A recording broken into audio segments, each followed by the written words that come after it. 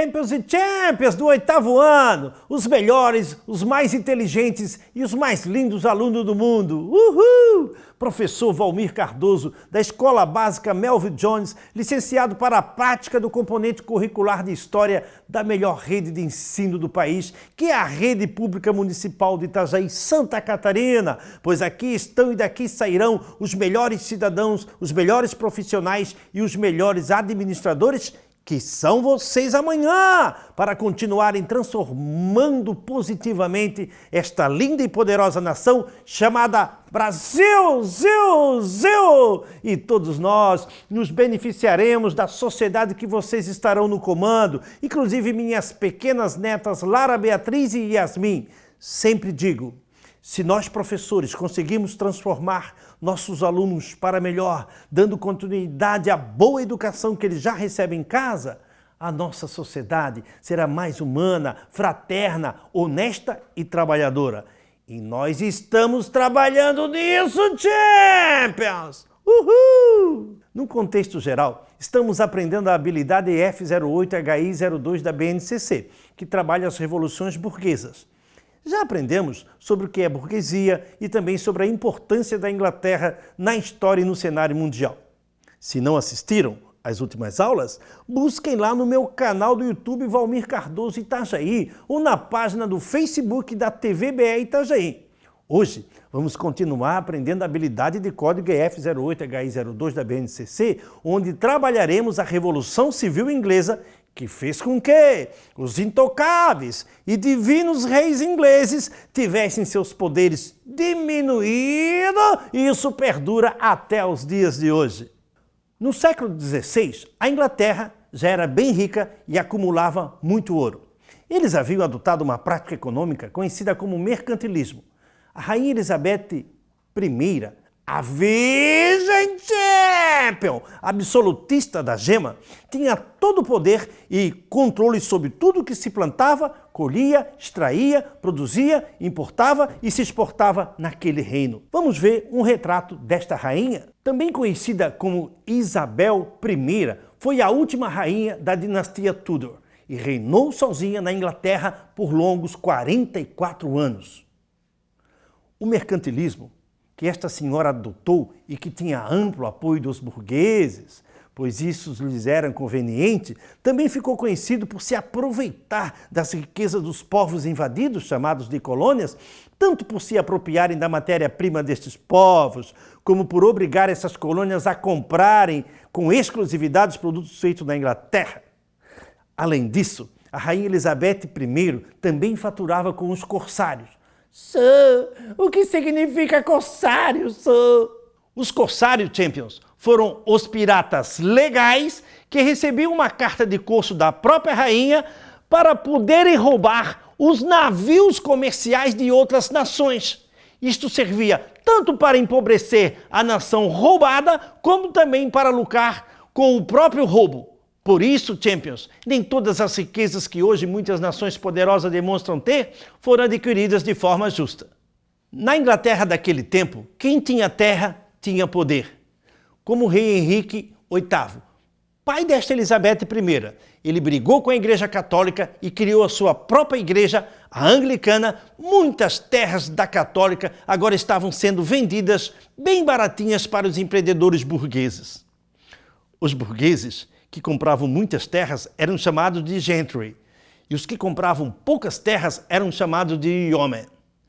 Com a morte da rainha Elizabeth I, em 1603, a dinastia dos Tudor chegou ao fim, e Jaime I, que era o rei da Escócia, lá em cima da ilha, assumiu o trono na Inglaterra e juntou as duas coroas, começando a dinastia dos Stuarts. Vamos ver uma imagem do Jaime I. Jaime I tinha uma pegada absolutista total, pois começou a aumentar os impostos dos burgueses, impôs a religião anglicana como oficial e fechou o parlamento. Este parlamento era dividido em duas câmaras e cada câmara tinha sua classe social e religião. Havia a Câmara dos Lordes, composta pelos amigos do rei, e a Câmara dos Comuns, que era composta pelos burgueses, pelos gentries e pelos yeomens. Pois estes caras da Câmara dos Comuns não ficaram felizes com o fechamento do parlamento. Anos mais tarde, o parlamento foi reaberto e em 1625 Jaime I morreu e seu filho Carlos I assumiu o trono. O rei Carlos I deu continuidade à política absolutista do seu pai e criou novos impostos sem consultar o parlamento. Em 1628, reagindo à política fiscal e opressiva do rei Carlos I, o parlamento conseguiu aprovar a Petição de Direitos, que declarava ilegal qualquer tributação sem aprovação do próprio parlamento. O rei não gostou nadica desta petição de direitos e, como vingança, nos 11 anos seguintes, governou sem convocar o parlamento e tomou uma série de medidas arbitrárias, além de que criou novos impostos. Haja imposto, champion! Esses caras estão doidos, Será que fumaram orégano? Após esses 11 anos, Carlos I reabriu o parlamento e tentou a aprovação de novos impostos. Eita! E daí impostos!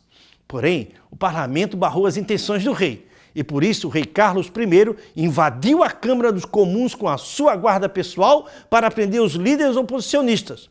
Porém, estes haviam sido avisados de antemão e se retiraram para formar o Exército do Povo, para lutar contra o rei.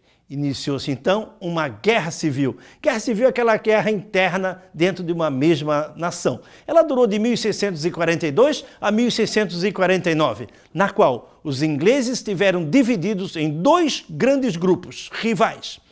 De um lado estava o rei Carlos I, junto com os nobres, alguns burgueses amiguinhos, a Igreja Anglicana e a Igreja Católica.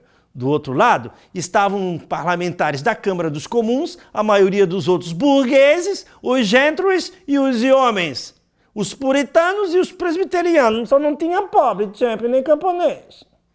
No início, o exército do rei venceu algumas batalhas, mas de repente entra em cena pelo lado dos parlamentares a figura de Oliver Cromwell. Ele era deputado e líder dos religiosos puritanos, muito prático, metódico e ágil. Ele começou a organizar um novo modelo de exército, onde os postos mais altos eram dados para qualquer pessoa que fizesse por merecer e não mais pela classe social como era no exército do rei. E foi assim que, à frente deste exército, ele venceu várias batalhas contra o rei, até que em 1645 o rei se rende e a guerra civil termina. Após um rápido julgamento, o rei Carlos I foi condenado à morte e executado. Foi o primeiro rei morto da Inglaterra, champion. E pela primeira vez na história da Inglaterra, a monarquia sai de cena provisoriamente e uma república foi proclamada, cujo líder foi o próprio Cromwell.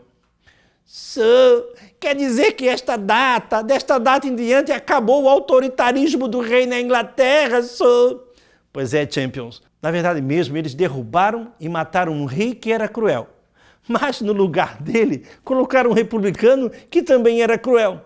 Oliver Cromwell passou a governar como um ditador, chegou até mesmo a agir na vida particular do povo, proibindo tudo que fosse considerado pecado, como bailes, teatros, jogos, etc. Até mesmo não se podia mais rir em voz alta, champion. Se liga! Um religioso fanático do poder pode causar grandes estragos na sociedade. Mas lembre-se, o problema não está no ser religioso, mas sim no fanatismo. Seguindo, na empolgação, Cromwell se declarou Lorde Protetor dos Britânicos e durante o seu governo decretou os atos de navegação, que dava privilégio aos navios da Inglaterra e por isso arrumou uma guerra contra a Holanda. Só que venceu, a dona Inglaterra venceu. Agora, a Inglaterra se tornou a rainha dos mares. E se aproveitando desta vitória, Cromwell fez uma lei que tornou o seu cargo vitalício e hereditário. Ou seja, quando ele morresse, seu filho assumiria o seu lugar. Mais ou menos como era o cargo do rei que ele exterminou. Complicado, né, champion? É só chegar no poder e eles viram a cabeça. Eita! Em 1658, Oliver Cromwell morreu e seu filho Richard Cromwell assumiu o poder. Porém, o rapaz era fraquinho e encontrou fortes opositores. Assim, o próprio parlamento o derrubou. E quem eles foram buscar para colocar no lugar dele, champion? Pois é, foram lá no exterior buscar o filho daquele rei que o pessoal do Cromwell matou. E foi assim que Carlos II restaurou o trono e assumiu o poder inglês. Era o fim da única república da Inglaterra, que durou apenas 9 anos. Carlos II, o novo rei, também se empolgou com o trono e se declarou rei por direito divino. Este pessoal sempre usando o nome de Deus. Eita! Misericórdia, champion! Vamos orar! Quando Carlos II morreu, subiu ao trono seu irmão Jaime II, que também tentou o absolutismo. My God! Foi então que o parlamento montou novamente um exército e partiu para cima do rei. Com medo do pescoço, Jaime II abandonou o trono. Daí o parlamento vitorioso, esperto, não deixou que o próximo rei chegasse ao trono sem assinar a carta do Bill of Rights, Declaração de Direitos, que praticamente retirava todos os poderes do rei e empoderava o parlamento. A bola da vez era um rei fraquinho, o Guilherme de Orange e sua esposa Maria II, que prontamente assinaram o tal da Bill of Rights. E até hoje, na Inglaterra, a rainha não faz nada sem autorização do parlamento. Aliás, na verdade, na Inglaterra quem governa hoje é o primeiro-ministro e não a rainha. Este último ato ficou conhecido como a Revolução Gloriosa, pois o parlamento venceu a disputa com o rei sem derramar uma única gota de sangue. Com a Revolução Gloriosa, a Inglaterra deixou de ser uma monarquia absolutista e tornou-se uma monarquia parlamentarista. Agora, todas as leis devem passar pelo parlamento.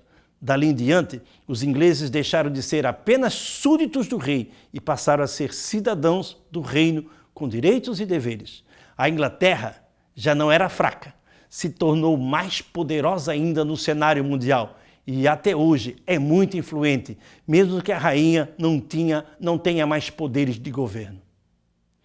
Antes de encerrar, gostaria de fazer 3 pedidos a vocês.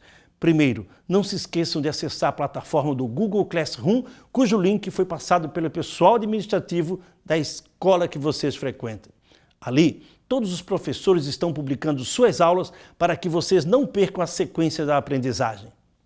Segundo, fiquem em casa e, se saírem, usem máscara.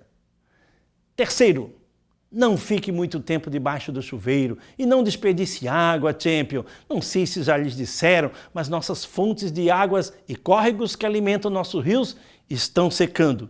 E sem água, a vida se torna impossível. Um abraço e muito obrigado por sua atenção.